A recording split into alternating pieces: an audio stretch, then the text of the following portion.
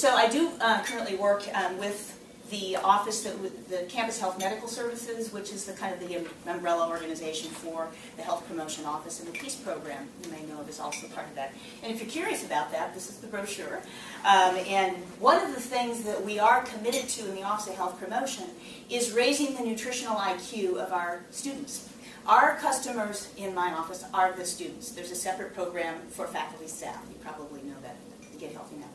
So this past 10 months, I actually had the honor to be part of representing University of Louisville with a Leadership Louisville project called the Bingham Fellows. Some of you may know Leadership Louisville and the Bingham Fellows. And our charge, ironically enough, because it's kind of what we are committed to in our office, was to raise the nutritional IQ of Louisville, the Louisville community, not just the students here, to create a smart food culture. Was our charge. And there were 46 of us, as you know, Leadership Louisville works, people from all professional walks. There were 2 of us from UofL, several from other higher ed institutions, but then also banking, finance, insurance industry, fast food industry, etc. So one of the things that we came out of these 5 work groups was the one that I personally worked on, was drafting a set of food principles. And the idea is that if we can get people who are very high up in organizations, such as President Ramsey, who I'm proud to say did indeed sign, if we can get that level of thinking to shift about whose responsibility is it to raise a smart food culture and raise the nutritional IQ of our community, then maybe we'll get some very interesting conversations and solutions going on. That those of us who tend to work in the trenches, you know, creating farmers markets and those kind of things one at a time, sometimes feel like we don't really get the traction. So if you're curious about these food principles, I just brought one of the folders today, but they are on the Leadership Louisville site. And we feel like that there's really nobody who would publicly disagree with them. There are 6 food principles, but when you take them seriously, they will start making differences in the way that organizations make decisions about food and how individuals will make decisions. It can go all the way down to getting very personal. So I'm going to get very personal with you all today. We cannot fix all by one-on-one, you know, fix the food desert, but certainly those of us who have the kind of resources that a lot of us have can make different choices about how we feed ourselves and how we choose to spend our food bucks. So that's the sales pitch for that. One of the, you have 2 handouts, and one of them is a document that we use with students, and it's the concept that we teach, and I really hope this sticks for you, is that if you know how to stock your basic pantry, then you will never be dependent on someone else to feed you. Because when we find ourselves in those kinds of situations, I don't know about you, but that's when I make probably the least healthy choices. Because if my kitchen is empty, or I'm on the run and I didn't bring food with me, then those other on-the-fly options, which are edible food-like substances as opposed to really real food, become my only choice just to get calories. The point I'm trying to make with this beautiful array of vegetables here is that calories are not proxy for nutrients. We can get by with a calorically dense meal plan or food plan, which is what a lot of us Americans do. We just have a lot of caloric intake, but when it comes to the nutrients that should be riding along on our calorie train, we're not getting a lot of those. And so if we know how to stock a pantry with things like canned goods, I'm a registered dietitian. I am not opposed to canned goods. I'll go on record. You know, if it's not food market or farmers market season and you really want greens and you're living on a $4.50 a day, there's nothing wrong with beans and legumes in a can. Are they high sodium? Yes. But if you're not buying those other really expensive packaged foods, you're probably going to be okay. So those are the kinds of things that we try and teach students and make this stick for you too. This is a basic checklist of if you have this in your pantry and you're armed with recipes, and I gave you just 2, then you can make a meal. We also are teaching the 4 key concepts, or there's actually 5 down at the bottom here. Nutrient density, caloric density, portions that are appropriate for your personal health goals. The 80-20 rule, if 80% of your food choices are nutrient dense, then the other 20% is for that beer, pizza, ice cream, or whatever else, you know, is kind of play food. And then local and sustainably grown. Key concept. This is what we teach the students, you know, in our work. So the focus today is really how easy it can be, especially if you shop regularly at a place where you can get vegetables, and if you're willing to look at legumes as a primary source of nutrients, not just protein, but really, really good nutrients. So the game plan here is I'm going to essentially show you how easy it is to make a no oil added hummus, and totally plant-based, and do a couple of versions of it so that hopefully you will leave here feeling you have a lot of permission to put whatever you want in a blender. You don't even have to call it hummus. I mean, traditionally, Middle Eastern hummus has what in it? Chickpeas, and then what? Tahini. And olive oil. Right. So this is going to be a version with no added oil, which I have recently been challenged to do with Dr. Esselstyn's site here, this site visit. And it turns out that there's this fabulous thing that happens when you cut back or stop adding the extra oil, is you start tasting all the other flavors that were in the food that had kind of gotten covered up with some of those heavy oils. I'm seeing some of you've noticed this, right? So that's the challenge. I've actually been taking in some recipes that have been in the Courier Journal the last couple months, and taking the recipe, which typically calls for half a cup to a cup of olive oil, and making that recipe simply leaving the oil out. And all accounts are from the guests we serve these foods to, or does it taste better without the oil? So you get to decide, but that's what we're going to do. And then you'll get to taste, and then we're going to take that homemade hummus, veggie spread, and actually you're going to learn how to massage kale. It's going to be a very sensual experience here. Okay. So all that's in here right now is some drained garbanzo beans, and I also like to buy, have you noticed this, the tri-bean blend? It's just garbanzo beans, black beans, kidney beans. These are all 88 cents a piece, by the way. They are all approved WIC products, approved. 88 cents. So we tell students this is not poor people food, this is smart people food to eat legumes. So that's all that's in here right now. So what I'm going to do is simply add some fresh lemon, and this is my new favorite toy. You just insert this thing in a lemon, and then you just squeeze and turn, and you get all this juice with absolutely no seeds. Isn't that awesome? I know. I've actually ordered them for Christmas presents for all my loved ones. Isn't that amazing? Where did you buy it? I found it on this catalog called Isabella. It's ridiculously expensive. It's $24, but wonderful, because now I'm not throwing away half the lemon. And then the other thing is I'm going to put a little bit of really high quality balsamic vinegar. And one of the things that you'll find is as you move towards more plant-based and less added oil is that you're saving so much money on not buying other things. You can invest in these really wonderful, high-quality products like this balsamic. And I'm going to pour a little bit in some cups here just in case anybody wants to taste it. Have you ever done the olive oil or the balsamic vinegar tastings? So if anybody's really brave, and will this mess up the shots if they come in? Feel free to just come and pick them up, or maybe you want to sort some around. But I'm just going to pour some of this. You can smell it, right? I want it to walk. And I'm just going to pour some of this in. You'll see I really don't cook with recipes much. And then, is everybody okay with garlic? All right. So then we're just going to put some garlic. And you'll see I'm roughly following the recipe. The first one, the basic no oil hummus. We've got the beans, we've got the garlic. And I find keeping this in my refrigerator, this pre-minced garlic, is a real time saver. Right? If I'm not buying other processed foods, to have this and not be peeling and doing all that with the garlic is a real time saver. So I'm just going to let this do its thing back here.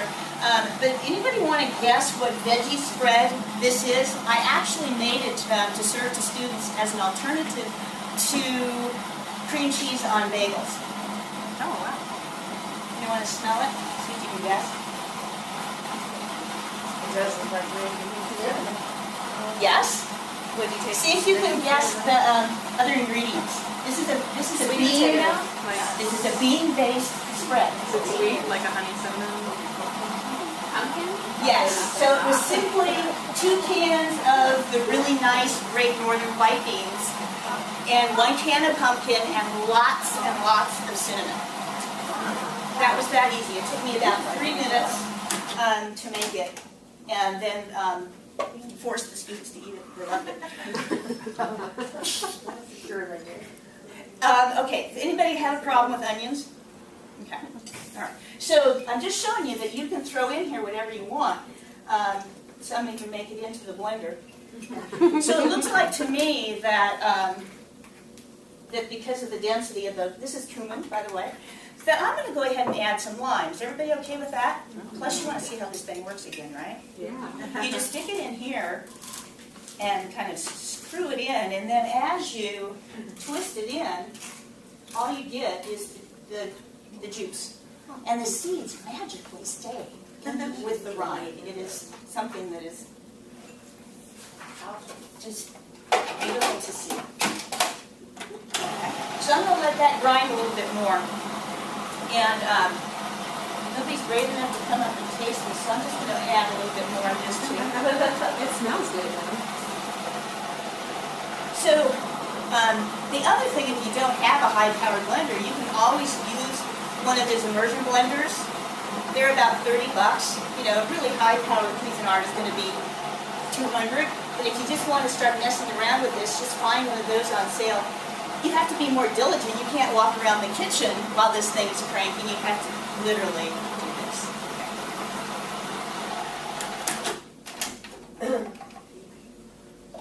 Okay. So what I'm going to do is just put some of this on a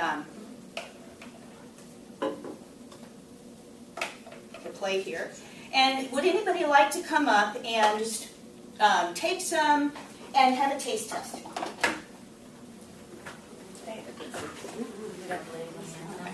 So just go ahead and taste it. Feel free to dip in with some of the fresh vegetables, and just say whether you would make this on your own and eat it or not. No. Yes? Is that a yes? Enthusiastic. Okay.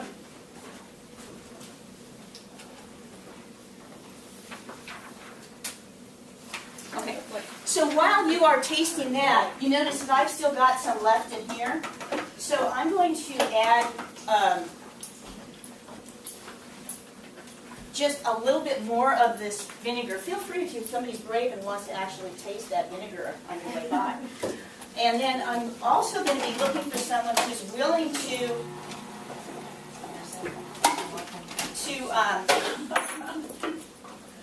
wash their hands and come in and learn how to massage kale.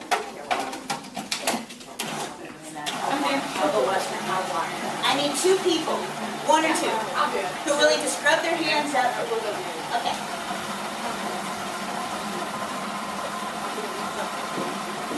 I've got more work to do. I'm too afraid to do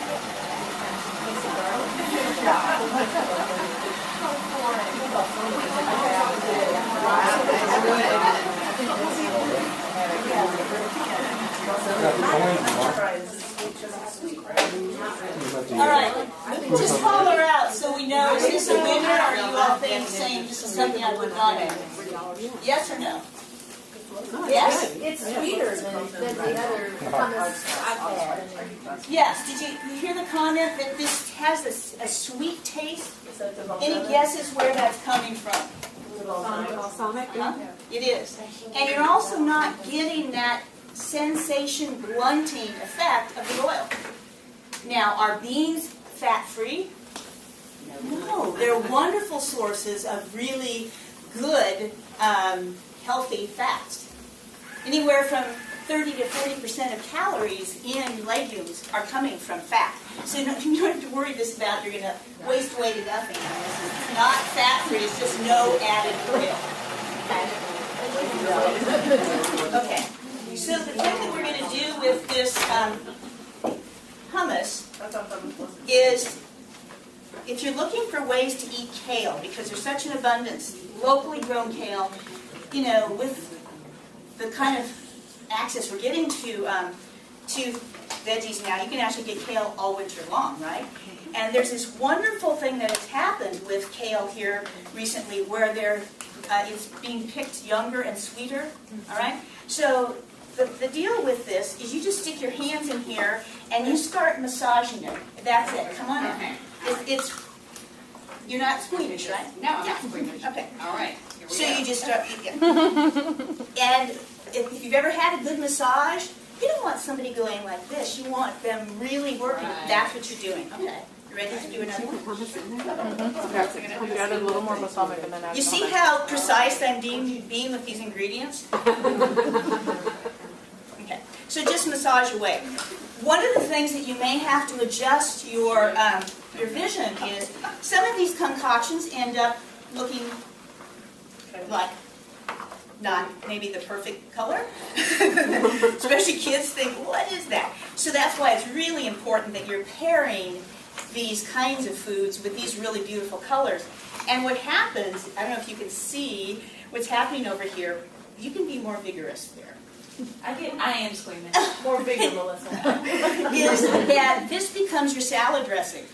So you no longer see this brown stuff, you just see this really dark green stuff. And if you want it more liquid, you just keep massaging. And the natural moisture in the kale starts moving out and is contributing. You see what's happening? It gets almost watery. Would you add any more fruit juice to it? Would you like some more in there? Would you help me? Yes.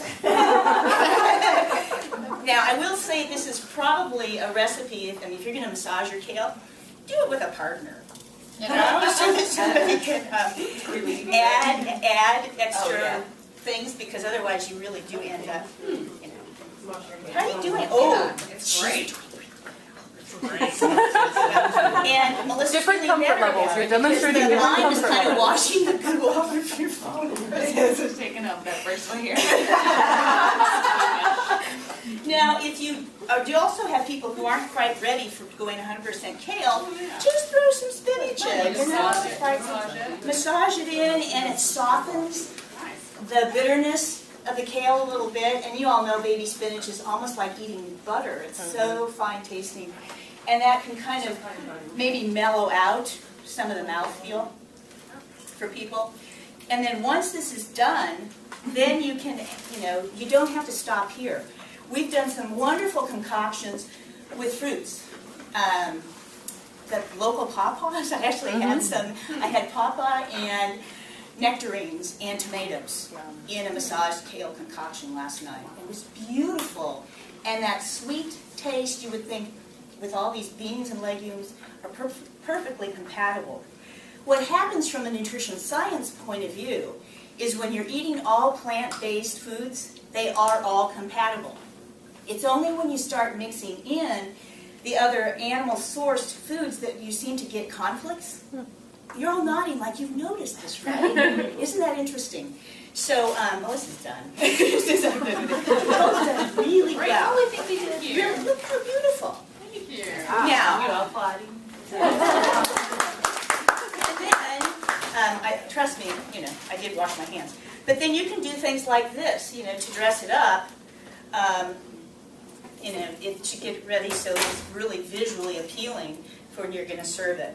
So now when you've got those other colors on there, probably would chop them a little more finely than that, but you get the idea. Fruits, vegetables, grains, they all commingle when you're pulling your foods from the plant world. So you'll notice that there's an endless opportunity for you to do variations on this.